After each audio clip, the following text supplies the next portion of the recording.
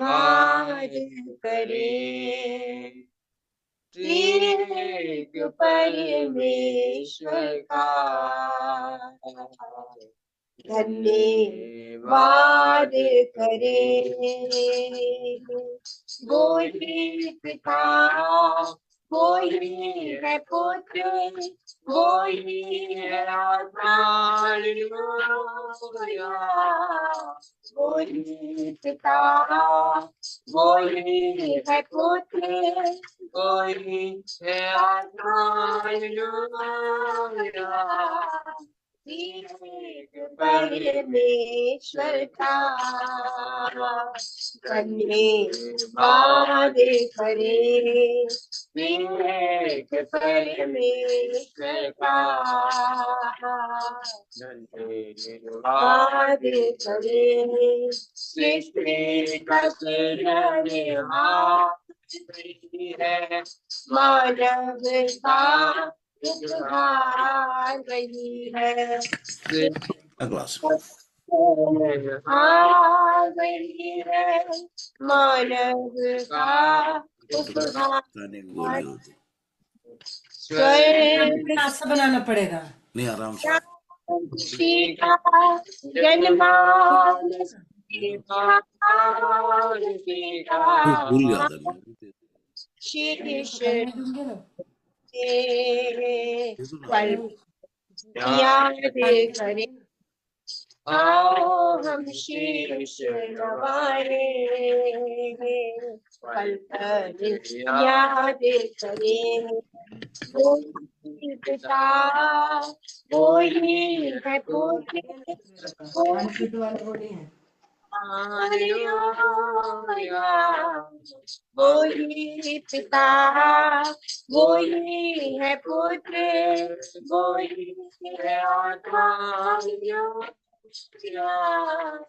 एक परमेश्वर का धन्यवाद करे। एक परमेश्वर का धन्यवाद करे। इस धरा का तू ही सहारा, तेरा बनाया तेरा सवारा। इस धरा का तू ही सहारा, तेरा बनाया तेरा सवारा। तुझको छोड़ किसे पुकारे, पग पग मेरे साथ माया। तू ही है आदि अनंत, तेरी फरियाद करे। तू ही है आदि अनंत, तेरी फरियाद करे। वो ही पिता, वो ही है पुत्र, वो ही है आत्मा। हालेलुया। वो ही पिता, वो ही है पुत्र, वो ही है आत्मा। Hallelujah, hallelujah, hallelujah, hallelujah. Hallelujah. प्रभु की आराधना हो, महिमा हो। आगे कैसे मामू? थैंक यू मामू सुंदर गीतों के लिए, प्रभु को महिमा मिले। और थैंक यू सिस्टर अच्छे कोरस के लिए, प्रभु को महिमा मिले। प्रभु और बहुत ऐसे इस्तेमाल करे अपनी महिमा के लिए। और ये समय है अपने मनों को तैयार करे कि आज के दास, जब प्रभु के दास हमारे बीच में आए, वो हमारे लिए आत्मिक मन्ना लाए, जिससे कि हम उससे तृप्त किए जाए और उन वचनों से अपने जीवन को निखारे और हम वचनों के अनुसार अपने जीवन को ढाले। अभी प्रभु के दास को जुड़ने में विलंब है। अगर किसी के पास कोई प्रार्थना निवेदन हो तो बता शेयर करें। प्रभु के दास हमारे बीच में चुके हैं, हम उनका तालियों के द्वारा स्वागत करेंगे।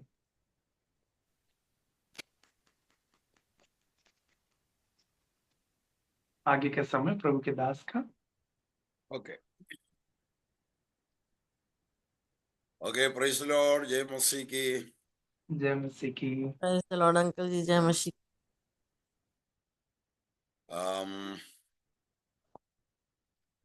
प्रभु की स्तुति हो कि परमेश्वर आज सुबह के समय हमें फिर से परमेश्वर के पवित्र चरणों पर ले आए हैं कि हम परमेश्वर के वचन का अध्ययन करें। अब तक आप लोग गीत गाते रहें, प्रार्थना करते रहें। जिन व्यक्तियों के लिए हम प्रार्थना किए हैं, हमारा विश्वास है कि परमेश्वर अद्भुत से चंगाई प्रदान करेगा और हमें सबको परमेश्वर शारीरिक, मानसिक, आत्मिक चंगाई देगा। 3 प्रकार की चंगाई रोज होना है। पहला चंगाई है मानसिक चंगाई। अगर मानसिक चंगाई नहीं है तो सब गड़बड़ हो जाएंगे। तो परमेश्वर रोज हमें मानसिक चंगाई प्रदान करे, चिंताओं से, व्याकुलताओं से, भय से, डर से। परमेश्वर की शांति जो हमारे समझ से परे हैं, मसीह यीशु में हमारे चिंताओं को संभाले। और दूसरा है शारीरिक चंगाई। जैसे अभी हम प्रार्थना किए, कई लोग बीमार हैं, यीशु मसीह शारीरिक चंगाई भी देने वाला है और आत्मिक चंगाई। अगर उद्धार में आने के बाद परमेश्वर से दूर हैं, वचन से दूर हैं, तो आज के इस बाइबल अध्ययन के द्वारा हमें आत्मिक चंगाई मिलना है। और याद रखना, सबसे बड़ा खतरनाक बीमारी कौन सा बीमारी है? आत्मिक बीमारी है। परमेश्वर से अगर दूर है, उससे बढ़कर कोई खतरा बीमारी दूसरा नहीं है। अगर कोई व्यक्ति है तो आज वापस आना है। आत्मिक चंगाई, आत्मिक चंगाई के बाद बाकी सब मिल जाएगा। चलो हम आगे बढ़ते हैं। प्रकाशित वाक्य के 7वां अध्याय उसका 15वां पद पढ़ते हुए हम शुरू करते हैं। प्रकाशित वाक्य 7वां अध्याय उसका 15वां पद। इसी कारण वे परमेश्वर के सिंहासन के सामने हैं और उसके मंदिर में दिन रात उसकी सेवा करते हैं। और जो सिंहासन पर बैठा है वह उनके ऊपर अपना तंबू तानेगा। वे फिर भूखे और प्यासे न होंगे और न उन पर धूप न कोई तपन पड़ेगी, क्योंकि मेमना जो सिंहासन के बीच में है उनकी रखवाली करेगा और उन्हें जीवन रूपी जल के सोतों के पास ले जाया करेगा। और परमेश्वर उनकी आंखों से सब आंसू पोंछ डालेगा। ओके, पवित्र पिता परमेश्वर यीशु मसीह के नाम में हम तेरे चरणों पर आते हैं। तेरे वचन से हमसे बोल और बातचीत कर, अंधकार और बाधाएं, रुकावटें मसीह यीशु के नाम में दूर हो जाए। तेरे आत्मा हमारे बीच में मंडराते रहे, सबके मन की आंखें ज्योतिर्मय होने दे प्रभु, कि हम तेरे वचन को समझे और उस प्रकाशन में आगे बढ़े। आशीष दे प्रभु, तेरे पवित्र आत्मा हमारे बीच में मंडराते रहे। यीशु मसीह के नाम में मांगते हैं, सुनो और ग्रहण कर, आमीन। तो प्रकाशित वाक्य 7वें अध्याय में भारी क्लेश से गुजरने वाले लोगों के बारे में हम देखते आ रहे हैं। पिछले दिन हम उसका 14वां पद पर ध्यान दिया है। 14वां पद में मैंने उससे कहा है, स्वामी तू ही जानता है। मतलब ये श्वेत वस्त्र पहने हुए कौन है और कहां से आए? तो क्या उत्तर मिला? हे स्वामी तू ही जानता है। उसने मुझसे कहा, ये वे हैं जो उस महाक्लेश में से निकल कर आए हैं। महाक्लेश से, भारी क्लेश से निकल कर आए हैं। तो स्पष्ट है कि कलीसिया उठा लिया जाने के बाद मसीह विरोधी अगंबर राज्य करेंगे 7 साल, 7 years। उसको 2 भाग में विभाजित किया है। पहला 3.5, अंतिम 3.5। ओके, और इस 7 साल के महाक्लेश में इस्राएल लोग पूरी तरह से सताए जाएंगे मसीह विरोधी के द्वारा, और परमेश्वर की तरफ से ये उचित और न्याय भी है, क्योंकि ये लोग मसीह यीशु को सूली पर चढ़ा दिया और उनको सतावरूपी अग्नि के द्वारा शुद्ध और पवित्र करेगा कि ये लोग भी सहस्राब्दी राज्य में प्रवेश करे और यीशु के साथ राज्य करे। तो उसके पहले उसको आग से शुद्ध करेगा। ये आग सताव के द्वारा, महाक्लेश, भारी क्लेश के द्वारा ही। और इस चीज को हमेशा याद रखना, 7वें अध्याय में भारी क्लेश के समय में भी परमेश्वर कार्यरत है। 2 ग्रुप को, 2 झुंड को परमेश्वर अपने लिए अलग करता है। पहले 1,44,000 लोगों का झुंड जो इजराइली लोगों में के 12 गोत्रों में से 12,000 के हिसाब से अलग करता है। दूसरी बात, बड़ी भीड़ हम देखें अन्य जातियों के बीच में से राज्य का सुसमाचार सुनकर। तो यगाम्बर अभी बड़ी भीड़ की बात कर रहे हैं। सवाल यह कि ये कहां से आए? तो ये स्पष्ट शब्दों में लिखा है ये भारी क्लेश से आए हैं। मतलब ये कलीसिया वाले नहीं है, हम तो पहले से जा चुके हैं, कलीसिया नहीं है, ये भारी क्लेश से आए हुए लोग हैं। और उन्होंने क्या किया? उन्होंने अपने अपने वस्त्र मेमने के लहू में धोकर स्वेद किए हैं। ओके, मेमने के लहू में धोकर स्वेद किए हैं। अपने अपने वस्त्र, अपने अपने वस्त्र। बाइबल में गंदे वस्त्र भी हैं, स्वेद वस्त्र भी है। गंदे वस्त्र किसको दर्शाता है? पाप रूपी जीवन को। गंदे वस्त्र किसको दर्शाता है? पाप या धर्म में जीवन बिताने वाले लोग। पाप की प्रतिरूप है गंदे वस्त्र।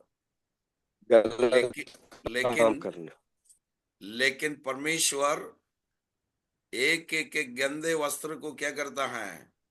शुद्ध करके स्वेद बना देता है, पवित्र बना देता है, धार्मिकता देता, धर्मी बना देता है। यह है बाइबल का विशेषता। हम एक वचन पर जाएंगे, जकरिया की पुस्तक में आइए।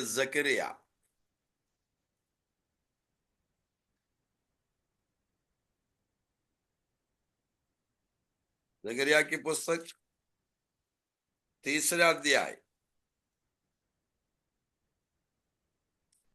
3रे अध्याय का पहले पद से पढ़िए। वहां पर एक यहोशू जो महायाजक था, क्या हुआ? पढ़िए 3रे अध्याय का पहला पद से।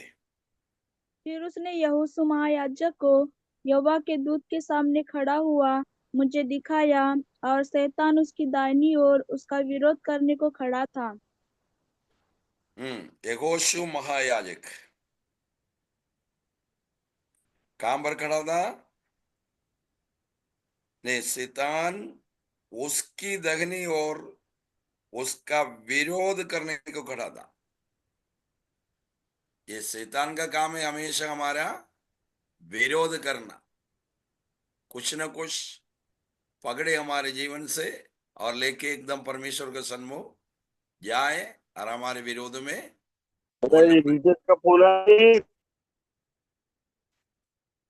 और जैसे प्रकाशित वाक्य 12वें अध्याय में भी लिखा है, हमेशा पवित्र लोगों के, उद्धार पाए लोगों के विरोध में बोलता रहता है, क्योंकि वो हमारा विरोधी है। तो यगाम्बर यहोशू महायाजक और शैतान उसकी दाहिनी और उसका विरोध करने को खड़ा था। आप देखिए, बहुत ही सोचने वाली बात है कि किस बात पर विरोध कर रहा था शैतान। बहुत ही छोटी सी एक बात, देखो वो तक शैतान पकड़ लेता है। पढ़िए 2रे पद में, तब यहोवा ने शैतान से कहा, हे शैतान, यहोवा तुझको घूर के, यहोवा जो यरूशलेम को अपना लेता है, वही तुझे घूर के, क्या यह आग से निकाली हुई लुकटी सी नहीं है? उस तीसरा पद, समय तीसरा पद। उस समय यहोशू तो दूत के सामने मैला वस्त्र पहने हुए खड़ा था। तब दूत ने उनसे जो रुके रुके, तीसरा पद। किस बात पर शैतान विरोध कर रहा था? यहोशू तो दूत के सामने मैला वस्त्र पहने हुए खड़ा था। मैला वस्त्र, वस्त्र अच्छा नहीं था, मैला था। गंदा वस्त्र बोल ही नहीं सकता, तो भी मैला वस्त्र। और इस पर शैतान आरोप लगाए कि देखो देखो महायाजक कैसा है। आज के हिसाब से देखा जाए, देखो देखो पास्टर कैसा है, पासवान कैसा है, लीडर कैसा है, अगुवा कैसा है, विश्वासी कैसा है। वस्त्र पहनने के विषय में भी शैतान परमेश्वर मैंने क्या कर उठाया, रहा है, प्रोग्राम क्या कर चालू रहा है? आरोप लगा रहा है। इसलिए सांसारिक तौर से देखा जाए, हमेशा अच्छा वस्त्र पहने, जो है उसको धोते रहे, हैं, अच्छा रखे वस्त्रों को। शैतान वो तक आरोप लेके परमेश्वर के सन्मुख आता है। लेकिन परमेश्वर ने क्या कहा? उसका उसका दूसरे पद में, तब यहोवा ने शैतान से कहा, हे शैतान, यहोवा तुझको गुटके, ये मतलब यहोशू के पक्ष ले रहा था डांट के। परमेश्वर। यहोवा तुझे गुटके, यहोवा जो यरूशलेम को अपना लेता है, वही तुझे गुटके, क्या ये आग से निकाली हुई लुकड़ी सी नहीं?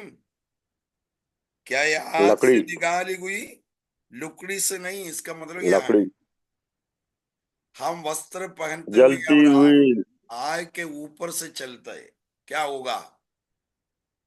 अच्छा वस्त्र पहनते हुए आग, मान लीजिए कुछ सूखे लकड़ी या सूखे पत्ते आग लगा दिया, या आग लग रहा है, उसके ऊपर से धीरे से अगर आप चले, क्या होगा? वस्त्र, जलेंगे। वस्त्र कपड़ा जलेंगे, रोम सब, बाल सब जलेंगे। तो लोग मनुष्य के सामने खड़े होना मुश्किल होगा, वो भागेगा वहां से शर्म के कारण, लज्जा के कारण। तो यहाँ पर परमेश्वर का सवाल बहुत महत्वपूर्ण है, और एक हमें हिम्मत देने वाला, हमें धैर्य देने वाला वचन है। परमेश्वर का सवाल शैतान से, क्या ये मतलब महायाजक यहोशू आग से निकाली हुई लुकड़ी सी नहीं? मतलब ये है, मेरा दास महायाजक यहोशू आग जैसे समस्याओं से गुजरने वाले व्यक्ति हैं। आग से होकर निकलेगा तो कालापन, चोट, ये सब लग जाएगा। दिखने में अच्छा नहीं हो, उसमें कोई बड़ी बात नहीं है। देखा, परमेश्वर घोष का पक्ष ले रहा है। तो समस्या रूपी आग से निकलने वाले व्यक्ति, वेदना, दर्द, पीड़ाएं, विपरीत परिस्थितियां, इससे गुजरने वाले व्यक्ति, उसी बीच में अगर कोई गलती आया, कमजोरी आया, गुस्सा आया, क्रोध आया, उसको पकड़ेगा शैतान।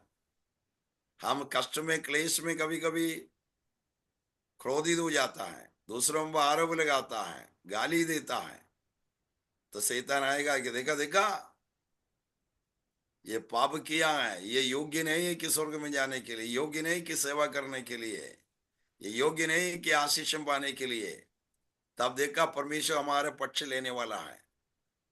परमेश्वर कहता है, वो तो साधारण सी बात है कि आग में से होकर चलेगा, उसका कोई ना कोई चिन्ह तो दिखाई देगा। इसलिए परमेश्वर, हे शैतान, यहोवा तुझको घुटके।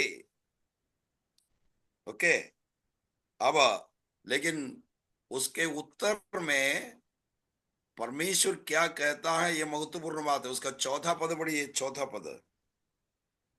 तब दूत ने उनसे जो सामने खड़े थे कहा, इसके ये मैले वस्त्र उतारो। फिर उसने उससे कहा, देख, मैंने तेरा अधर्म दूर किया है और मैं तुझे सुंदर वस्त्र पहना देता हूँ। हाँ बस।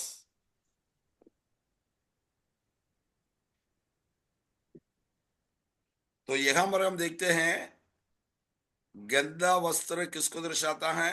यह पाप का प्रतीक है, पापमय जीवन को दर्शाता है। इसलिए कहता है इसके ये मैले वस्त्र उतारो। ये मैले वस्त्र हमारे पाप से भरे हुए, अपराध से भरे हुए जिंदगी को दर्शाता है। लेकिन परमेश्वर क्या कहता है? मैले वस्त्र उतारो। और यही किया ना हमारे जीवन में भी परमेश्वर। हमारे मैले वस्त्र, पापमय जीवन, अधर्म से भरे हुए जीवन, जैसे लिखा सबने पाप किया और परमेश्वर की महिमा से रहित है और मैले वस्त्र उतार दिया। हमें कौन सा वस्त्र दिया है? श्वेत वस्त्र दिया, श्वेत वस्त्र। तो ये श्वेत वस्त्र किसको दर्शाता है? पवित्रता और धार्मिकता। श्वेत वस्त्र पवित्रता को दर्शाता है और धार्मिकता को दर्शाता है। यीशु मसीह का लहू हमें सब पापों से शुद्ध करता है। श्वेत वस्त्र। एक और वचन कोई पढ़िएगा, पहले कुरिन्थियों 6वां अध्याय 11 पद। पहले कुरिन्थियों 6वां अध्याय 11वां पद इस बात को दर्शाते हैं कि पहले हम सब मैले वस्त्र पहने हुए थे, पापी ही थे, पाप का प्रतीक है वो। लेकिन क्या किया यीशु मसीह? पढ़िएगा और मैं पहले तुम कुरिन्थियों में 6 से का 11। और तुम में से कितने ऐसे ही थे, परंतु तुम प्रभु तुम यीशु में से कितने ऐसे ही थे, परंतु तुम प्रभु यीशु मसीह के नाम से और हमारे परमेश्वर की आत्मा से धोए गए और पवित्र हुए और धर्मी ठहरे। तुम में से कई लोग इसमें से थे, मतलब क्या है? उसका ऊपर से पढ़िए, ऊपर से 10वां पद पढ़िए। ना चोर, ना लोभी, ना पियक्कड़, ना गाली देने वाला, ना अंधेर करने वाले परमेश्वर के राज्य के वारिस होंगे। और तुम में से कितने ऐसे ही थे, परंतु तुम प्रभु यीशु मसीह के नाम से और हमारे परमेश्वर के आत्मा से धोए गए और पवित्र हुए और धर्मी ठहरे। देखा, तुम में से, कोरिन्थी मंडली के लोगों को कहता है तुम में से कई लोग ऐसे थे। कैसे? चोरी करने वाला, व्यभिचार करने वाला, हर प्रकार के अशुद्ध जीवन बिताने वाले लोग थे तुम। अन्याय लोग। यीशु मतलब मैले वस्त्र। और इस वस्त्र को परमेश्वर उतारा, श्वेत वस्त्र पहनाया। कैसे? यीशु के लहू के द्वारा शुद्ध और पवित्र किया, इसको नाम के द्वारा शुद्ध और पवित्र किया। और जैसे जकरिया की पुस्तक 3 अध्याय उसका 4 पद के अनुसार सुंदर वस्त्र पहनाया है, सुंदर वस्त्र पहना देता। 4 पद में। अब कौन सा वस्त्र पहने हुए हम लोग? पवित्र वस्त्र। सुंदर वस्त्र। सुंदर वस्त्र का मतलब क्या है? अभी कई प्रकार के वस्त्र परमेश्वर हमारे लिए दिया है। कौन सा वस्त्र दिया है अभी हमें? पवित्र और धार्मिक। सुंदर। यशायाह की पुस्तक 61वां अध्याय उसका 10वां पद में, यशायाह की पुस्तक 61वां अध्याय 61 उसका 10वां पद में मिला किसी को? हाँ। मैं यहोवा के कारण अति आनंदित होऊंगा, मेरा प्राण परमेश्वर के कारण मगन रहेगा, क्योंकि उसने मुझे उद्धार के वस्त्र पहनाए और धर्म की चद्दर ऐसे ओढ़ा दी है जैसे दूल्हा फूलों की माला से अपने आप को सजाता और दुल्हन अपने गहनों से अपना श्रृंगार करती है। आमीन। ओके, वहां पर 2 वस्त्रों का नाम दिया है, उद्धार का वस्त्र और धार्मिकता का वस्त्र। ये है हमें पहनाए हुए सुंदर वस्त्र। पहला कौन सा वस्त्र पहने हुए देखा हम? मैला का वस्त्र, पहले कंधे अशुद्ध वस्त्र, लेकिन उतार दिया। उतार दिया कब? कब उतार दिया परमेश्वर? जब हम यीशु मसीह को ग्रहण किया। मुक्तिदाता ग्रहण किया, यीशु मसीह के क्रूस पर बलिदान पर विश्वास किया, तो यीशु मसीह अपने लहू से हमें शुद्ध और पवित्र किया और हमें सुंदर वस्त्र पहनाया भी। अब जितने लोग इसमें बैठे हुए हैं, हर एक व्यक्ति कौन सा वस्त्र पहने हुए हैं? उद्धार सुंदर का। वस्त्र। क्या है ये सुंदर वस्त्र? सबसे पहले ये उद्धार का वस्त्र है। उद्धार का वस्त्र, उद्धार का वस्त्र बिना पहने स्वर्ग में जा नहीं सकता। मांस और लघु स्वर्ग राज्य का वारिस नहीं होंगे।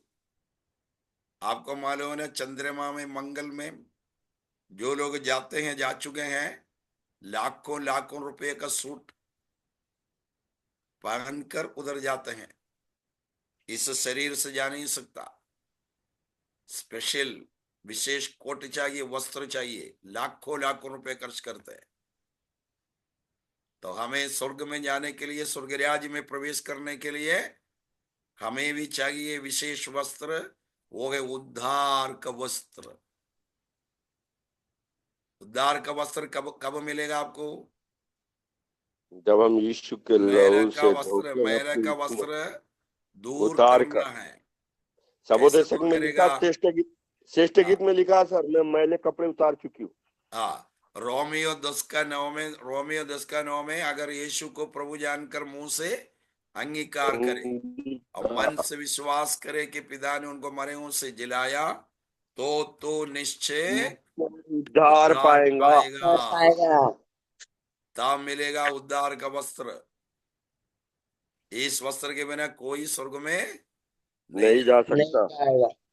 चलो, देन दूसरा वस्त्र, धार्मिकता का वस्त्र। धार्मिकता का वस्त्र। ये धार्मिकता का वस्त्र का मतलब क्या है?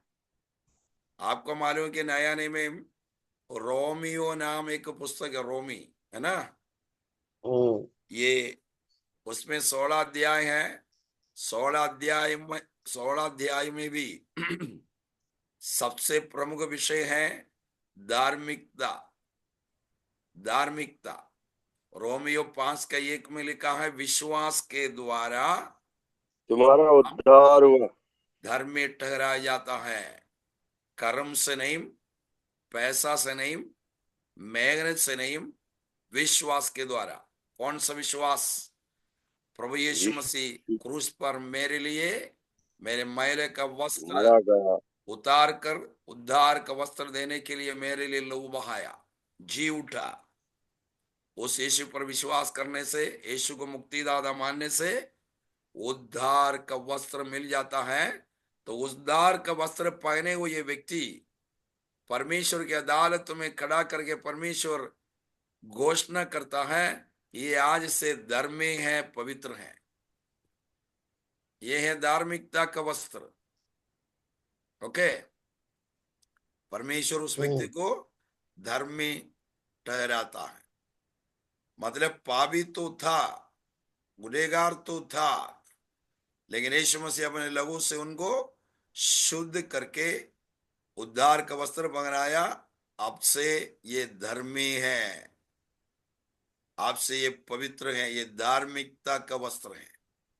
तो शैतान कभी कभी आरोप लगाते हुए आएंगे, छोटी सी बात पकड़कर, अरे ऐसा किया वैसा किया, ये स्वर्ग में नहीं जाएगा। तो शैतान को बोलना है, मिस्टर शैतान, यीशु मसीह ने मुझे धार्मिकता का वस्त्र पहनाया है, मेरे सारे पापों को परमेश्वर क्षमा किया है, क्षमादान मिला है, मुझे उद्धार का वस्त्र पहनाया है, उसके ऊपर धार्मिकता का वस्त्र, तो यीशु के कारण आज मैं धर्मी हूं। ये धार्मिकता का वस्त्र का पता आपको होना है। ओके, तो बाइबल में कई और भी वस्त्र हैं। उड़ाव पुत्र वापस आया, कौन सा वस्त्र पहनाया? एक विशेष वस्त्र पहनाया। मतलब उद्धार पाने के बाद परमेश्वर बहुत सारे आशीष हमें देगा। ओके, उसी प्रकार कई प्रकार के वस्त्र हैं। अभी सकरिया की पुस्तक 3 अध्याय में कौन सा वस्त्र देखा? सुंदर वस्त्र, सुंदर वस्त्र। तो ये सारे वस्त्र हम पहने हुए लोग हैं, मतलब हम स्वर्ग में जाने के लिए योग्य है। चलो अभी हम वापस आते हैं प्रकाशित वाक्य 7वें अध्याय में। इन्होंने 7वें अध्याय का 14वां पद में, महाक्लेश में से निकल कर आए, इन्होंने अपने अपने वस्त्र मेमने के लहू में धोकर स्वेद किए हैं। धोकर शुद्ध किए हैं। और एक चीज में बताना चाहता हूं,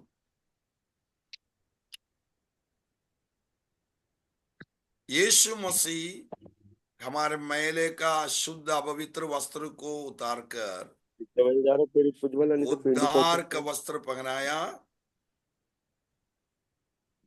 और धार्मिकता का वस्त्र पहनाया।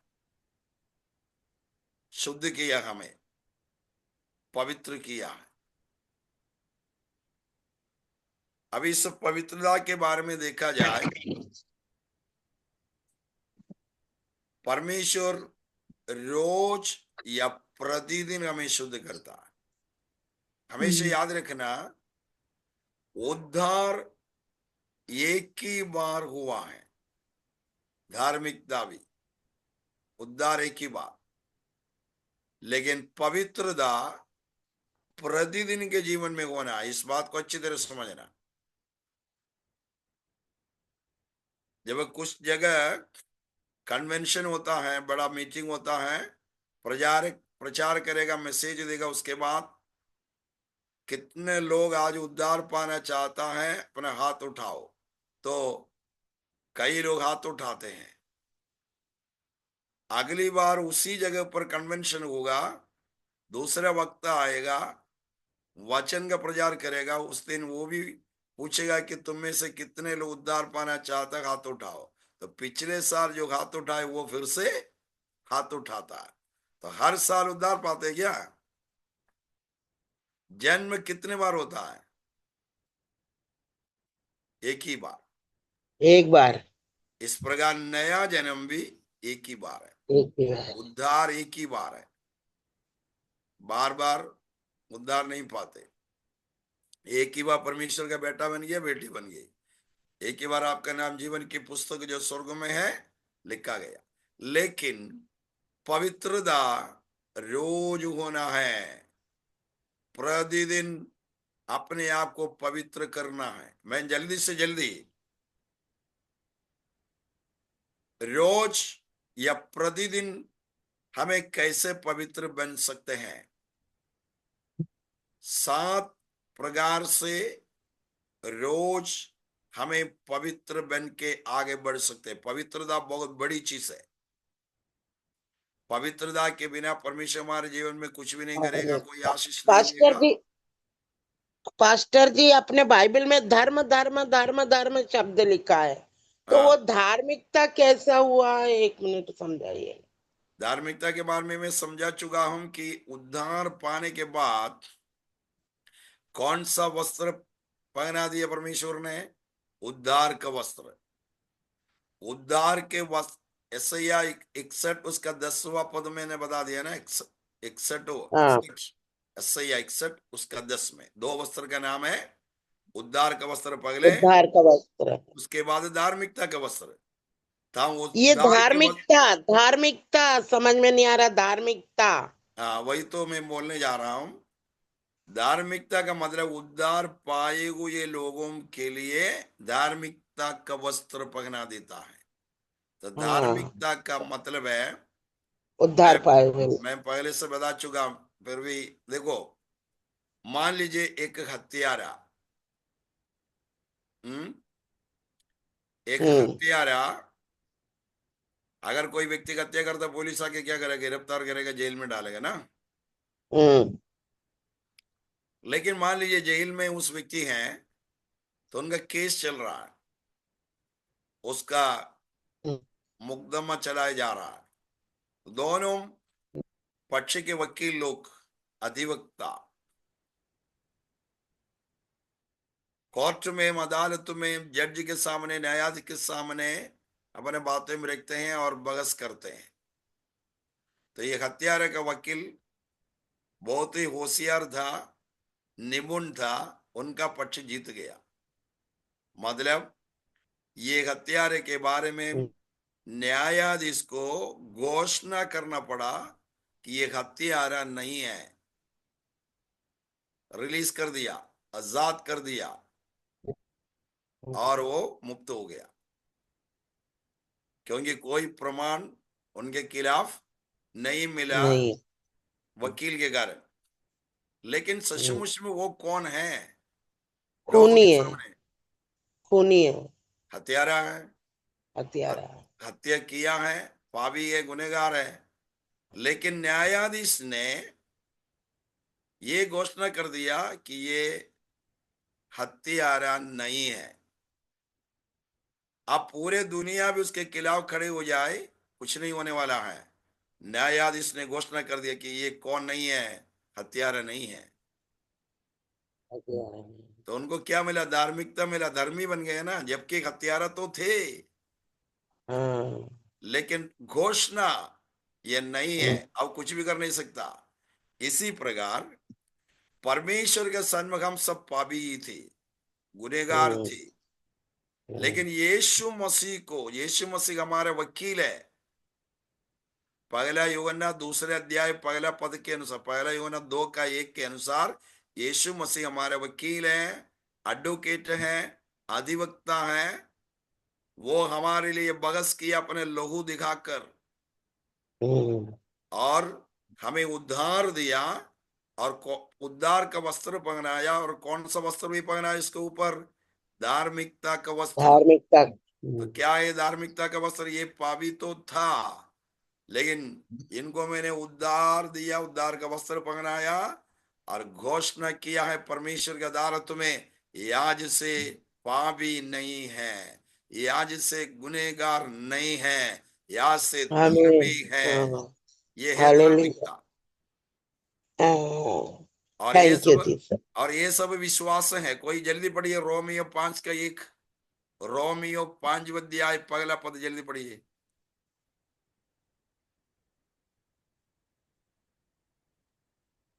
हम्म। अतः 5 का 5। जब हम विश्वास से धर्मी ठहरे ठहरे तो अपने प्रभु यीशु मसीह के द्वारा परमेश्वर के साथ मेल रखें। ओके, अभी कैसे धर्मी ठहराए हम लोग? विश्वास है। विश्वास के द्वारा। विश्वास से, विश्वास। हाँ, पैसा दे के नहीं, विश्वास से। जब यीशु मसीह को ग्रहण किया, विश्वास किया, हमें उद्धार का वस्त्र मिला, साथ ही साथ धार्मिकता का वस्त्र मिला। और आपको मालूम है ना, एफेसियों की पत्री 6 अध्याय 14 पद से 7 प्रकार के हथियारों के बारे में लिखा है। क्योंकि हम युद्ध के मैदान में हैं, हम लड़ाई के मैदान में हैं। तो 7 प्रकार के हथियारों का नाम, एक हथियार का क्या नाम है? धार्मिकता। धार्मिकता का झिलम पहनते हुए आगे बढ़ना है। क्या है ये धार्मिकता का झिलम? शैतान, जैसा अभी हम देखे ना, जकरिया की पुस्तक 3 अध्याय में यहोशू महायाजक के बारे में, अरे ये मैला वस्त्र पहने हुए हैं। हाँ। ऐसे छोटे छोटे गलतियां पकड़ के, छोटी छोटी गलतियां, कमजोरियां बता के आएगा, ये योग्य नहीं है, ये ऐसा है, वैसा है। तो धार्मिकता का वस्त्र झिलम, धार्मिकता का झिलम पहनते हुए रहना है। तो मतलब शैतान का बोलना है हाँ मैं पवित्र था, लेकिन यीशु ने मुझे अपने लहू से शुद्ध और पवित्र किया, मुझे धर्मी ठहराया है। हाँ मैं परमेश्वर का बेटा हूं, बेटी हूं, धर्मी हूं। ये विश्वास होना है, ये धार्मिकता का वस्त्र, धार्मिकता, धर्म में टकराया जाना। समझ में आया ना?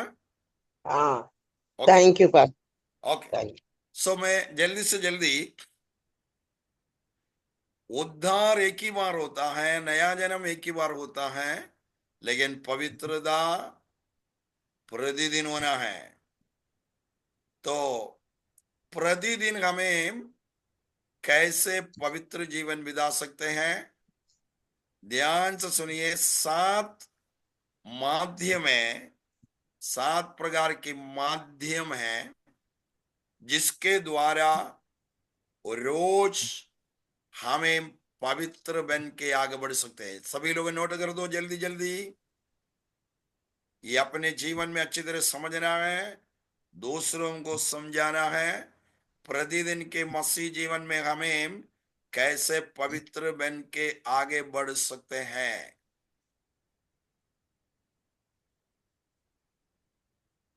7 प्रकार की माध्यम, जल्दी जल्दी नोट कर दो और पढ़ते भी जाओ।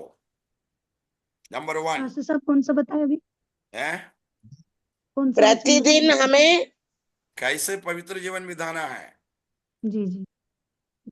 उसके लिए 7 प्रकार के माध्यम है कि रोज हम पवित्र बन के आगे बढ़ सकते हैं। उसमें मैं बताने जा रहा। नंबर 1,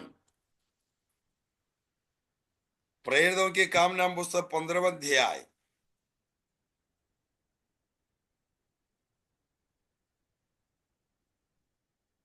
प्रेरितों के काम 15वां अध्याय, उसका 9वां पद पढ़िए, 15 का 9। और विश्वास और के विश्वास द्वारा के द्वारा उसके मन शुद्ध करके हम में और उनमें कुछ भेद ना रखा। हाँ तो 8वां अब पद, तुम सॉरी क्यों सॉरी, परमेश्वर की परीक्षा करते हो?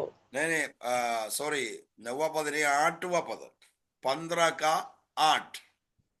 मन के जांचने वाले परमेश्वर ने उनको भी हमारे समान पवित्र आत्मा देकर उनकी गवाही दी। आगे, और परमेश्वर के द्वारा उनके मन शुद्ध करके हम में और उनमें कुछ भेद ना रखा। आगे, तो तो अब तुम क्यों परमेश्वर की परीक्षा करते हो कि ओके चेलों ओके, की गर्दन? वहां पर आपके हिंदी बाइबल में नहीं लिखा है शायद उस शब्द को, तो 7वां पद पढ़िए, देखते हैं कि उसमें है या नहीं है। 7वां पद में, तब तब पतरस पतरस ने बहुत बार विवाद हो जाने के बाद खड़े होकर उससे कहा, हे भाइयों, तुम जानते हो कि बहुत दिन हुए परमेश्वर ने तुम में से मुझे चुन लिया कि मेरे मुंह से अन्य जाति सुसमाचार का वचन सुनकर विश्वास करे। हाँ विश्वास करे, और मन कोई, के जांचने वाले परमेश्वर ने हाँ उनको भी हमारे समान पवित्र आत्मा देकर उनकी गवाही दी। आगे, और विश्वास के द्वारा उनके मन शुद्ध करके हम में और उनमें कुछ भेद ना वो रखा। विश्वास के द्वारा, ये आप पहले पढ़ा नहीं था।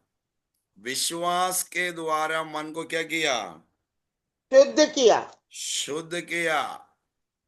तो सबसे पहला पवित्रता विश्वास के द्वारा शुद्ध हो जाता है। विश्वास मतलब, विश्वास के द्वारा शुद्ध होने का मतलब है उद्धार।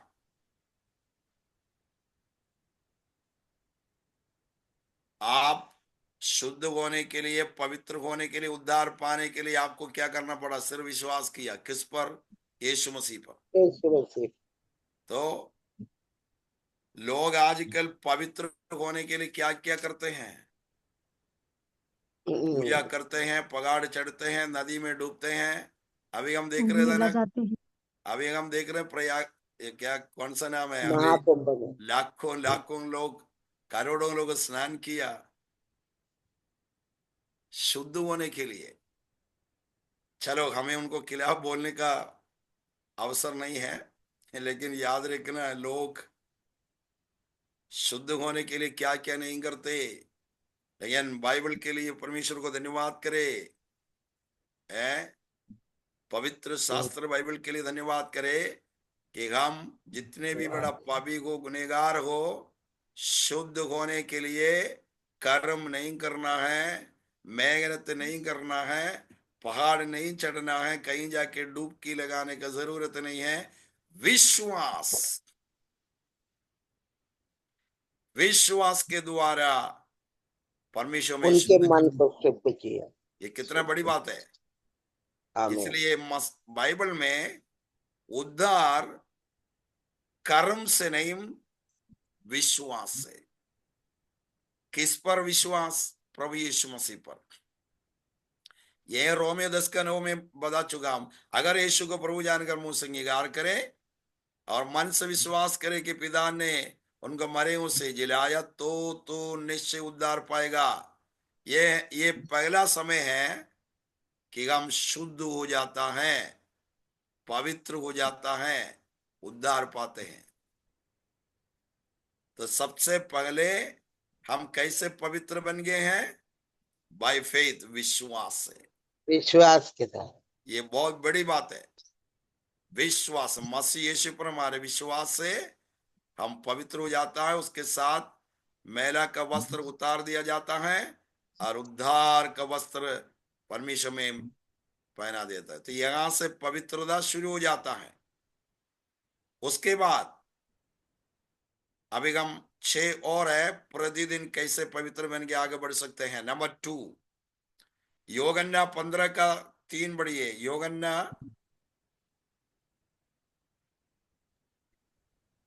15:3। ओके। तुम तो तुम उस वचन के कारण जो मैंने तुमसे कहा है शुद्ध हो। हाँ, शुद्ध हो। किसके द्वारा? किसके कारण?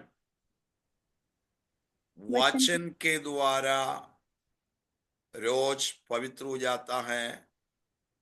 सबसे पहले विश्वास के द्वारा हम शुद्ध हो चुके हैं, पवित्र हो चुके हैं, परमेश्वर के संतान बन चुके हैं, उद्धार का वस्त्र हमें मिला है, पवित्र किया परमेश्वर ने। उसके बाद हम पवित्र लोग हैं। लेकिन हम सीधे स्वर्ग नहीं गया हैं, अभी भी पृथ्वी पर हैं। तो पृथ्वी पर के प्रतिदिन के जीवन में हम कैसे शुद्ध हो जाता है? वचन के वचन द्वारा। के द्वारा। वचन के द्वारा रोज शुद्ध होना है, पवित्र होना है।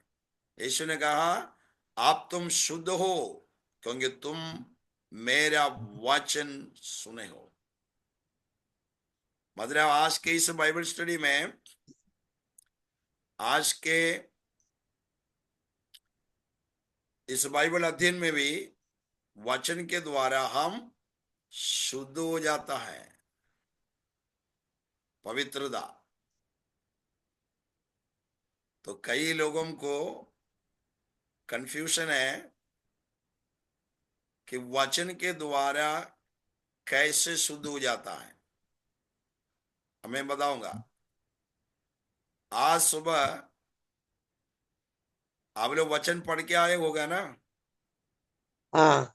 सुबह वचन पढ़ना, बाइबल स्टडी में भी आए, बाइबल अध्ययन में आए, उसके पहले खुद व्यक्तिगत तौर से वचन पढ़ना। अब आप अच्छा कपड़ा पहनकर, चाहे इस माध्यम के सामने भी वो अच्छा कपड़ा पहनकर आते हैं, पाउडर लगाता है, ये लगाता है, वो लगाता है, उसके बाद काम जाते हैं, अक्सर आईना के सामने जाता है कि नहीं जाता? आईना, मिरर जाते हैं। जाते हैं। क्या के लिए जाते हैं? देखने के लिए कि हम कैसे लग रहे हैं। हाँ देखने के लिए, अपने आप को देखने के लिए ना, हाँ कैसा लग रहा है मतलब। अगर कहीं शर्ट में या कपड़े में कोई बाल है, ये है वो है, हम जल्दी क्या करेंगे, ये कहाँ दिखाई देगा, एने में आईने में। तो क्या करेंगे, जल्दी मिटाएंगे, मिटा देंगे। मिटाएंगे, इसलिए आईने के सामने आते हैं ना। हाँ अब देखिए याकूब की पत्री पहला अध्याय में वचन को दर्पण के साथ तुलना किया गया है। वचन एक आईना है, दर्पण है, मिरर है। उसके सामने आएंगे, अपने आप को दिखाई देता है। अगर कोई महिला है, अशुद्धि है, अपवित्रता है, उसको वचन रूपी आईना में दिखाई देता है, तो हम क्या करेंगे, मिटा देंगे। कैसे मिटाएंगे, प्रभु मेरे जीवन में वचन के सब द्वारा। पाप है, गलती है, क्षमा हम्म, कर। पश्चाताप करेगा तो यीशु फिर से शुद्ध करेगा। मतलब वचन के द्वारा इस प्रकार प्रतिदिन शुद्ध होना है। वचन दूधारी तलवार है। हमारे अंदर की बातें, कमजोरियां, छिपे हुए पाप, गुप्त पापों को आत्मा का तलवार वचन दिखाएगा। उस समय पश्चाताप करना है, हाँ प्रभु माफ कर, पश्चाताप करना। तब वचन के द्वारा रोज आप पवित्र हो जाता है। ये प्रैक्टिकल लाइफ है, आमीन। ये व्यवहारिक जीवन है कि कैसे हम रोज पवित्र बन सकते हैं वचन के द्वारा। यीशु मसीह खुद कहा ना, आप तुम शुद्ध हो क्योंकि तू मेरा वचन सुने। तो इस प्रकार अगर शुद्ध होना है, रोज बाइबल पढ़ना है, रोज बाइबल मनन पढ़ना। करना है। एक और हम्म, उदाहरण, समझने लायक उदाहरण में जल्दी दे दूं। कोलोसियम की पत्री हाँ, 3 अध्याय में आइए, कोलोसियम 3 अध्याय जल्दी।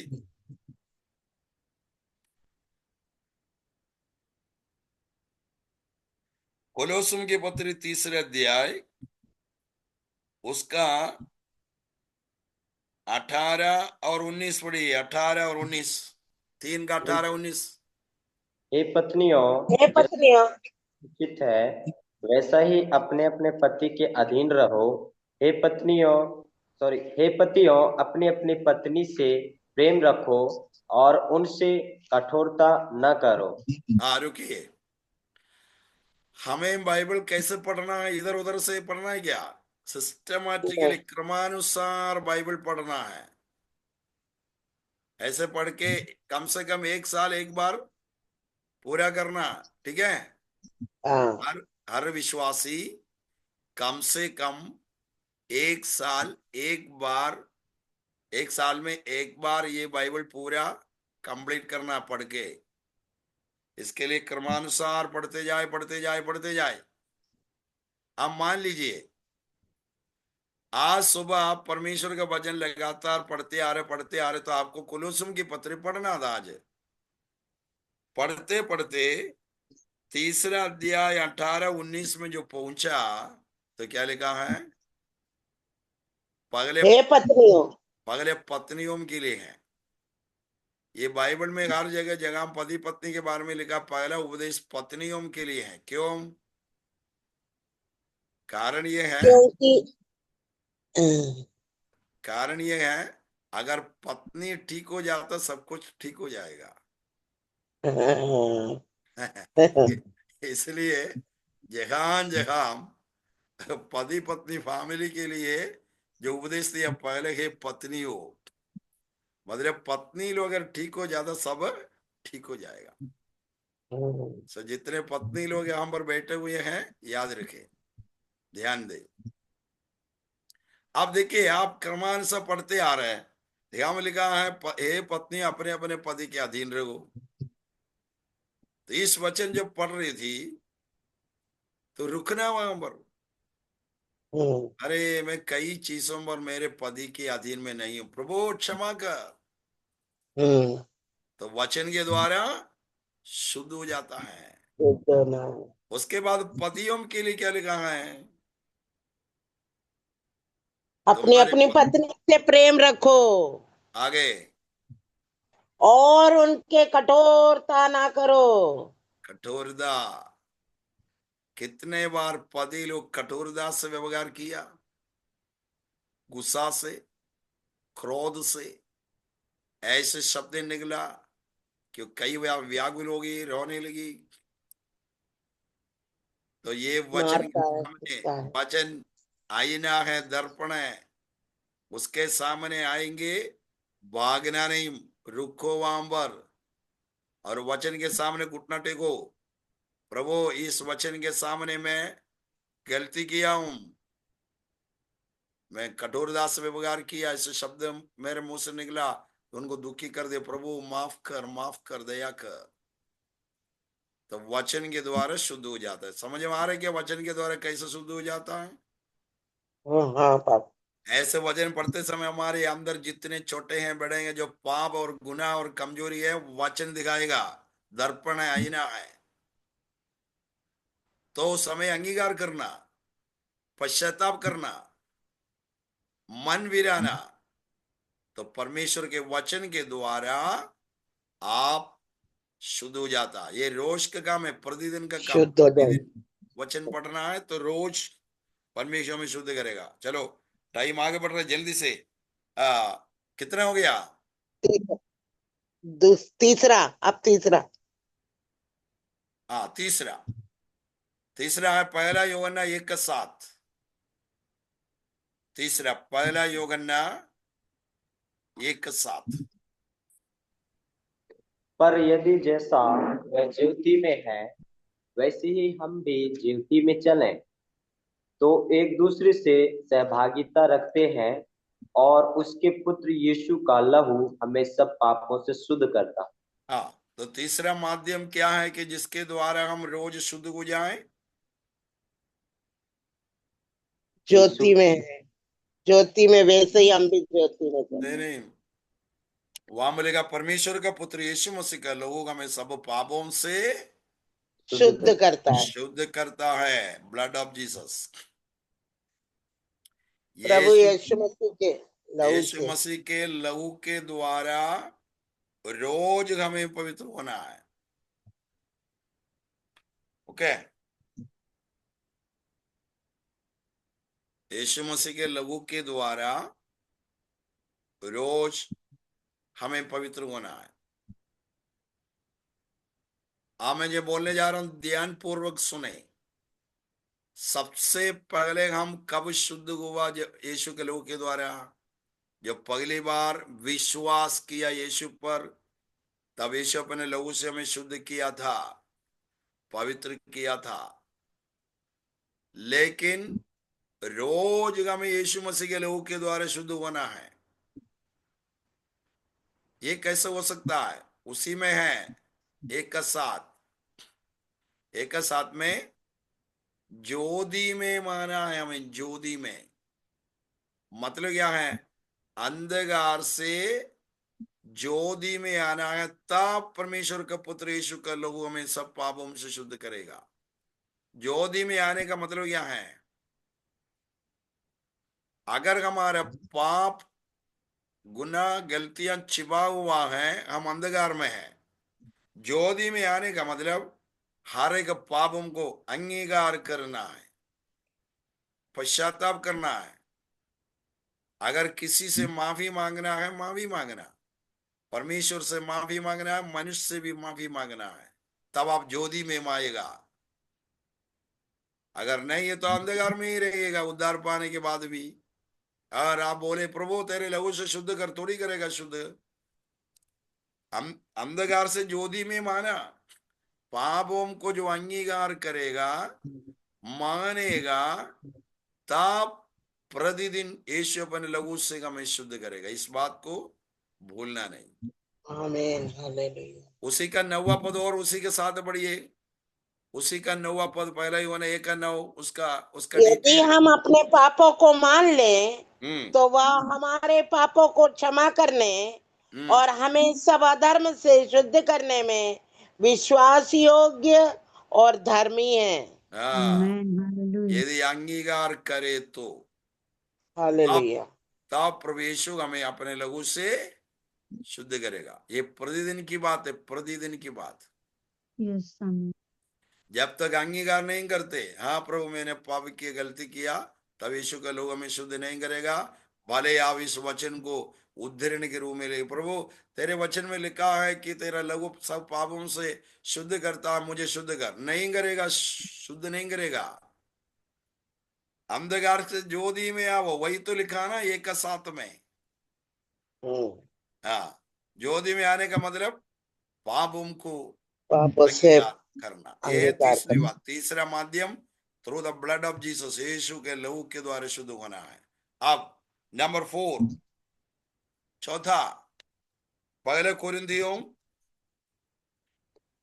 6वां अध्याय हम पढ़ चुके हैं। वो पहले कुरिन्थियों 6वां अध्याय के 11 पढ़िए, 6 का 11। और तुम में से कितने ऐसे ही थे, परंतु तुम प्रभु यीशु मसीह के नाम से और हमारे परमेश्वर की आत्मा से धोए गए और पवित्र हुए और धर्मी ठहरे। देखा, धोए हुए और पवित्र हुए और धर्मी ठहरे। कैसे? यीशु मसीह के नाम से और परमेश्वर की परंतु तुम प्रभु यीशु मसीह के नाम से। एक और चीज लिखा है, हमारे परमेश्वर के आत्मा से। तो 2 चीज लिखा है। तो चौथा, यीशु के नाम से, प्रभु यीशु मसीह के नाम से प्रतिदिन शुद्ध होना है। ओके, तो ये भी सोचने वाली बात है कि यीशु के नाम से कैसे हम शुद्ध हो जाते हैं रोज। यीशु का मतलब क्या? यीशु का मतलब क्या है? उद्धार। यीशु का मतलब कई बार उद्धार देने वाला, किससे? पापों से। केवल उद्धार देने वाला नहीं है यीशु, यीशु का नाम। मत्ती 1:21 में मरियम के पास स्वर्गदूत आकर क्या कहा? मत्ती 1:21, तुम गर्भवती होगी, एक पुत्र जनेगी, उसका नाम तुम यीशु रखना, क्योंकि वो अपने लोगों को अपने पापों से उद्धार देगा। आमीन। पापों से। तो यीशु का मतलब क्या है? पापों से उद्धार देने वाला। पापों से उद्धार देने वाला मतलब क्या? पापों से अगर उद्धार देगा मतलब यीशु का नाम पवित्र नाम है। जो व्यक्ति इस नाम लेगा वो पवित्र हो जाएगा, पाप से क्षमा मिलेगा, पापों से क्षमा मिलेगा, शुद्ध हो जाता है। ठीक है, इसका मतलब अब बहुत ध्यान से सुनिए, किसको यीशु का नाम लेने का अधिकार है? जो शुद्ध हो, जो पवित्र हो, उनको यीशु का नाम लेने का अधिकार है। ये हमेशा याद रखना, क्योंकि यीशु जो नाम है पवित्र करने वाले नाम है, पापों से क्षमा देने वाले नाम, मतलब पवित्र करने वाले नाम। तो उद्धार पाने के बाद अगर कोई व्यक्ति यीशु का नाम लेता, वो पवित्र होना चाहिए। तो यीशु का नाम लेना ही पवित्रता को दर्शाता है। तो किसको यीशु का नाम लेने का अधिकार है? उद्धार के बाद किसको यीशु का नाम लेने का अधिकार है? जो पवित्र हो, जो शुद्ध हो, क्योंकि यीशु नाम पवित्रता का नाम है, याद रखना। इसलिए मत्ती 7:21 में लिखा है, मुझे प्रभु प्रभु बोलने वाले नहीं, मेरे पिता की इच्छा पर चलने वाला ही स्वर्ग राज्य में प्रवेश करेगा। उस दिन बहुत से लोग आकर बोलेंगे, प्रभु तेरे नाम पर हम प्रचार किए हैं, भविष्यवाणी किए हैं, दुष्ट आत्मा को भी निकाला है, लेकिन यीशु उनसे क्या कहेगा? मैं तुम्हें नहीं जानता, हे कुकर्मियों, मेरे पास से निकल जा। मत्ती 7:21, 22, 23 खतरनाक वचन है। ये लोग बोलते कि हमें यीशु के नाम से संबंध है, हम यीशु आपके नाम है, यीशु के नाम है दुष्ट आत्मा को निकाला, बड़े बड़े चमत्कार की कार्य की भविष्यवाणी किया। यीशु कहता मैं तुम्हें नहीं जानता। और कैसे संबोधित किया 7:23 में, हे कुकर्मियों, पाप करने वालों, मेरे पास से चले जा, निकल जा यहां से। मतलब ये ऐसे लोग थे यीशु का नाम लेते थे लेकिन पवित्र नहीं था। समझ में आया? हाँ यीशु का नाम लेने वालों सतर्क रहे। हर बातों पर यीशु का नाम तो हम लेते हैं ना, याद रखना पवित्र लोगों को ही नाम लेने का अधिकार है। तो यीशु का नाम लेने वाला अपने आप को रोज पवित्र करे, पापों को अंगीकार करे, शुद्ध होना। तो यीशु के नाम से हम शुद्ध हो जाता है। नंबर 5, पांचवा, ये 6:11 में क्या लिखा है? यीशु के नाम से हमारे परमेश्वर के आत्मा से धोए गए और पवित्र हुए और धर्मी ठहरे। पवित्र आत्मा के द्वारा हम रोज पवित्र हो जाता है। पांचवा, पवित्र आत्मा के द्वारा रोज हम शुद्ध हो जाता है। ये सब लोग बहुत ध्यान पूर्वक सुनना और अपनाना, क्योंकि ये प्रैक्टिकल चीज है, व्यवहारिक मसीह जीवन की बात है। चलो जल्दी करो। पांचवा पांचवें में पास्टर जी, 5वें में भी यही आएगा 6:11। वही आयत है, उसी में लिखा ना 6:11। हाँ, पवित्र आत्मा। परमेश्वर के आत्मा से धोए गए और पवित्र हुए और ठहरे धर्मी। तो रोज हम कैसे पवित्र हो जाते हैं? पांचवा माध्यम पवित्र आत्मा के द्वारा। आत्मा के द्वारा। कैसे हम पवित्र आत्मा के द्वारा रोज पवित्र हो जाता है? पढ़िए रोमियो 8:13, तो समझ में आएगा। रोमियो 8:13। क्योंकि यदि तुम शरीर के अनुसार दिन काटोगे तो मरोगे, यदि आत्मा से देह की क्रियाओं को मारोगे तो जीवित रहोगे। हाँ, अगर शरीर के अनुसार दिन काटोगे तो मरोगे। शरीर के अनुसार मतलब शारीरिक काम, आंखों की अभिलाषा, शरीर की अभिलाषा, जीविया की घमंड, इसके अनुसार जियोगे तो मरोगे। लेकिन आत्मा के द्वारा शरीर के क्रियाओं को मारोगे तो जिएगा। रोमी 8 का कितना बोले सर? रोमियो 8वां अध्याय 13 पद। 13। ओके, आत्मा के द्वारा, पवित्र आत्मा के द्वारा शरीर के क्रियाओं को क्या करना है? मारना है। ऐसे लिखा ना? हेलो, हाँ, यस, मारना करके लिखा कि नहीं लिखा? लिखा है। लिखा है। इसलिए क्या आप शरीर को मारोगे? नहीं, तलवार नहीं, लेकर, हमारे शरीर के अंदर के जो गलत काम है उसको निकाल दे। विचारों को चाकू लेकर मारोगे? नहीं।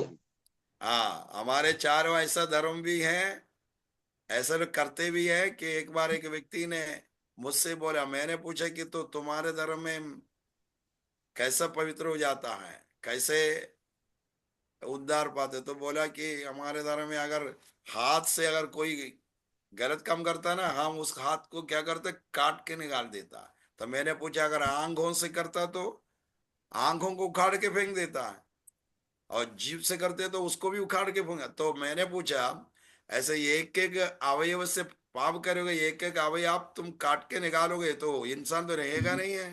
तो उसके लिए जवाब नहीं है। ऐसा धर्म भी है, क्या करेंगे? सत्य वचन बाइबल में है, सुनाता है, समझता नहीं है, फिर भी हम हमारे काम करते रहे। उद्धार देखिए, मान लीजिए अगर आंखों को काट के फेंक देता, जीभ को, हाथ को काट के निकालता, ये कर्म है। कर्म से उद्धार पाना चाहता है, कर्म से किसी को उद्धार नहीं मिलेगा। हमारे हर एक काम मैले के समान है, अशुद्धि पवित्रता के अपवित्रता में है। तो विश्वास से यीशु के लहू के द्वारा हम पवित्र हो जाता है। तो उद्धार पाने के बाद भी हमारे जीवन में आंखों की अभिलाषा, शरीर की अभिलाषा, जीविया की घमंड, ये सब होता है। पाप का प्रकृति हमारे जीवन में होता, तो क्या करना है? इसलिए पवित्र आत्मा दिया है।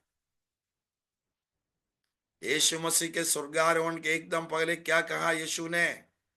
प्रेरितों के काम 1:8, प्रेरितों के काम 1:8, जब पवित्र आत्मा तुम पर उतरेगा क्या पाओगे? सामर्थ्य पाओगे। पाओगे। और यरूशलेम, यहूदिया, समरिया, पृथ्वी के चौर तक तू मेरा गवाह बनोगे।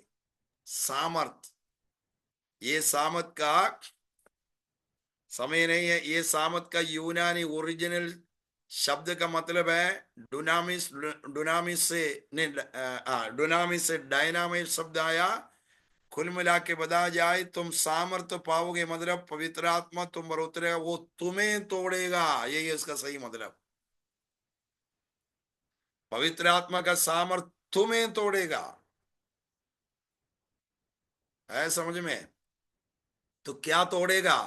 शरीर के क्रियाओं को, आंखों की अभिलाषाओं को तोड़ेगा। शरीर की अभिलाषाओं को, लालसाओं को तोड़ेगा। जीविया की घमंड, जितने भी पाप हमारे अंदर उत्पन्न हो जाता है, इसको तोड़ेगा पवित्र आत्मा का सामर्थ। और योगन्ना बपतिस्मा देने वाला पुकार पुकार कर क्या कहा था? मत्ती 3:11 में, मत्ती 3:11 में, एक मेरे पीछे आ रहे हैं और मुझसे भी बलवंत है, वो तुम्हें पवित्र आत्मा और आग से बपतिस्मा देगा। पवित्र आत्मा और आग से। ये पवित्र आत्मा के सामर्थ आग जैसे, आग जैसे। तो प्रेरितों के काम नाम पुस्तक 2 अध्याय 4 पद में लिखा है, 2:4, सब लोग पवित्र आत्मा से भर गए, जैसे आत्मा ने बोलने की सामर्थ्य, अन्य भाषा में बोलने लगे। वहां देखो, आग जैसे वातावरण, आग जैसे। और आग क्या करता है? जला देता है। इसलिए रोमियो 8:13 में लिखा है, तुम शरीर के अनुसार दिन काटोगे तो मरोगे, आत्मा के द्वारा शरीर के क्रियाओं को मारोगे तो जिएगा। पवित्र आत्मा का सामर्थ शरीर के क्रियाओं को जला देता है और शुद्ध करता है। रोज पवित्र आत्मा से भरना है, आत्मा की भरपूरी रोज पाना है, सामर्थ रोज पाना है, तो आत्मा के द्वारा शरीर के क्रियाएं मार दिया जाएगा और रोज पवित्र होके आगे बढ़ेगा आत्मा के द्वारा।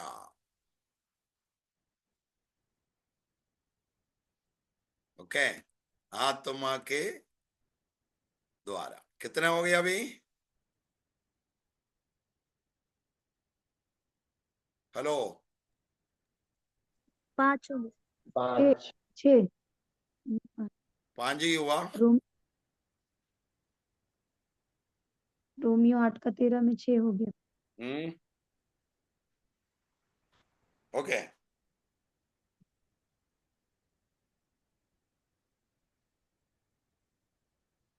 विश्वास के द्वारा, वचन के द्वारा, यीशु के लहू के द्वारा और यीशु के नाम के द्वारा और पवित्र आत्मा के द्वारा 5 हो चुका ना? जी। हाँ, ओके। अभी 6वां, जल्दी पढ़िएगा। तीमुथियुस की पहली पत्री, तीमुथियुस की पहली पत्री 4 अध्याय,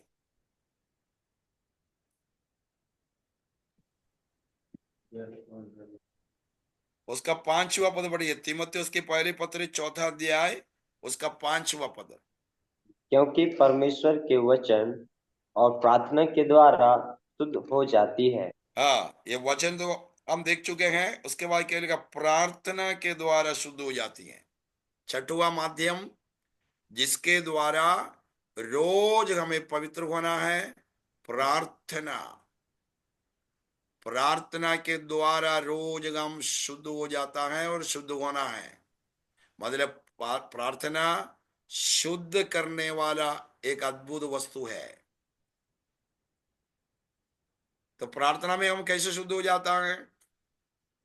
कई बार बता चुके हैं, उत्पत्ति 32 का 26, अभी पढ़ने का नहीं। उत्पत्ति 32 का 26 में याकूब कैसे प्रार्थना किया, जब तक तुम मुझे आशीर्वाद ना दे तब तक मैं तुम्हें जाने नहीं दूंगा। रो रो के प्रार्थना कर रहा था। तो परमेश्वर ने पूछा, बता तेरा नाम। आशीर्वाद तो दूंगा, ये पहले बता तेरा नाम। क्या परमेश्वर को मालूम नहीं था उनका नाम? मालूम है। मालूम। फिर क्यों पूछा? जानबूझ के 20 साल पहले पिताजी के सामने भैया का कपड़ा पहनकर स्वादिष्ट भोजन लेके आया। बोला, पापा मैं स्वादिष्ट भोजन बना के आया हूं, खाओ, मुझे आशीर्वाद दो। तुम कौन हो? मैं तेरा बेटा एसाव हूं। हैं? इतना जल्दी कहां से मिला? अरे वो तो तेरे वो परमेश्वर मेरे सामने लाया, मैं जल्दी पकड़ के काट पड़ के ये सब करके स्वादिष्ट भोजन बना के आया। अरे कितना बड़ा झूठ। फिर से पूछा कि बेटा तू कौन है? पप्पा मैं तेरा बेटा एसाव हूं। तो और डाउट, इधर आओ मेरे पास, टटोल के देखता हूं। टटोल के देखा तब भी शरीर तो एसाव का है, आवाज तो याकूब का। ऐसे बहुत सारे विश्वासी गण है आजकल कलीसिया में, विवरण देने का समय नहीं है। तो कैसे भी आशीर्वाद तो दे दिया झूठ बोल के। 20 साल के बाद लाबान के घर से वापस आ रहा था और प्रार्थना कर रहे रो रो के, जब तक तुम मुझे आशीर्वाद ना दे तब तक मैं तुम्हें जाने नहीं दूंगा। तब परमेश्वर पूछ रहे, बता तेरा नाम। पहले पिताजी पूछ रहा था। पिताजी के सामने झूठ बोल सकते हैं, माताजी के सामने झूठ बोल सकते हैं, पास्टर साहब के सामने झूठ बोल सकते हैं, सबके सामने झूठ बोल सकते हैं, लेकिन पवित्र परमेश्वर के सामने झूठ बोल ही नहीं सकता। तब उन्होंने बोला, हाँ परमेश्वर मेरा नाम याकूब है। सच्चाई बोला, हाँ मैं अडंगा मारने वाला हूं, झूठ बोलने वाला हूं, मैं चालाक हूं, मैं अपने ही बुद्धि और ज्ञान के अनुसार चलने वाला हूं। हाँ प्रभु मैं याकूब हूं।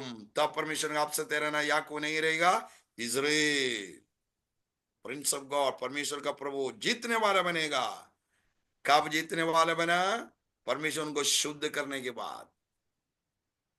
तो ये सब कब हुआ? प्रार्थना में हुआ ना। वो प्रार्थना कर रहा था तभी तो पूछा कि बता तेरा नाम। तो प्रतिदिन के हमारे प्रार्थना में शुद्ध होके पवित्र होके आगे बढ़ता है, आगे बढ़ना है। प्रार्थना में पवित्र आत्मा हमारे छिपे हुए पापों को दिखाएगा तो पछताना, आंसू बगाना शुद्ध हो जाएगा। अंत में 7वां माध्यम जिसके द्वारा हमें रोज शुद्ध होना है, ये भी पढ़कर हम समाप्त करते हैं। यशायाह की पुस्तक 48वां अध्याय, यशायाह की पुस्तक 48वां अध्याय, उसका 10वां पद पढ़िए। 10वां पद, 48:10। देख मैंने तुझे निर्मल तो किया, परंतु चांदी के समान नहीं। मैंने दुख की भट्टी में परख कर तुझे चुन लिया है। ये सही तर्जुमा है, दुख की भट्टी में परख कर मैंने तुम्हें शुद्ध किया है। तो 7वां माध्यम जिसके द्वारा शुद्ध हो जाता है, कष्ट और क्लेश के द्वारा। ये 6 माध्यम के द्वारा अगर शुद्ध होना नहीं चाहता, परमेश्वर आपको जानबूझ के कष्ट देगा, क्लेश देगा, परेशानी देगा, कष्ट से गुजरने देगा। तब जरूर पापों का अंगीकार करेगा तो परमेश्वर उसके द्वारा शुद्ध और पवित्र करेगा। ओके, कष्ट और क्लेश के द्वारा। इस प्रकार 7 माध्यम है जो हमारे पास है, जिसके द्वारा रोज पवित्र होके आगे बढ़ना है। और पवित्र जीवन, जयवंत जीवन, इसके लिए प्रभु हमें मदद करे। प्रभु इन वचनों के द्वारा हमें आशीष दे।